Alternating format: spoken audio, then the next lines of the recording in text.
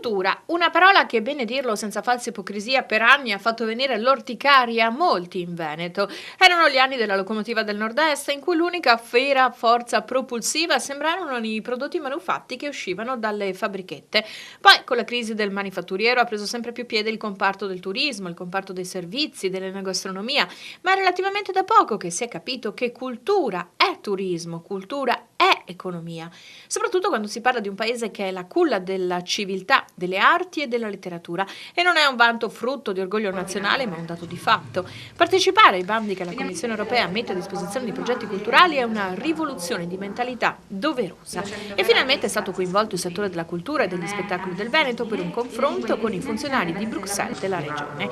A Villa Venier di Mira, nel Veneziano, sono stati presentati alcuni progetti culturali virtuosi finanziati dall'Unione Europea in Veneto, uno a Bassano del Grappa e l'altro a Verona. Una visione che è un po' aperta della cultura, non chiusa, dove il patrimonio culturale che io ho, il patrimonio di conoscenze, di professionalità, deve essere messo a disposizione degli altri, perché solo così, solo mettendoci assieme, riusciamo a creare progetti che possano avere, diciamo, in Europa l'attenzione che meritiamo. E credo che il fatto che ci siano così tanti partecipanti a questa giornata progetta, che ha proprio questo scopo di fornire la cassetta degli attrezzi, dimostra che c'è grande attenzione e grande interesse, ma soprattutto ci sono grandi aspettative per i finanziamenti europei. Siamo abituati al turismo montano, al turismo marino, enogastronomico, che sono importantissimi, però non valorizziamo abbastanza, non siamo abbastanza bravi,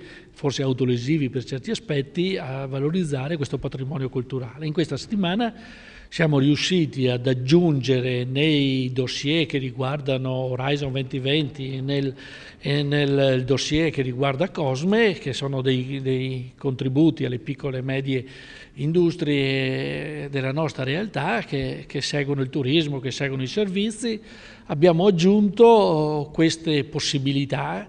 E quindi il prossimo futuro, se così verrà approvata definitivamente, credo che potremo avere buone ragioni per essere un po' più ottimisti rispetto al passato. Una sottile soddisfazione per chi ha sempre ritenuto che la cultura fosse pane per le menti di una civiltà che si vuole ritenere tale.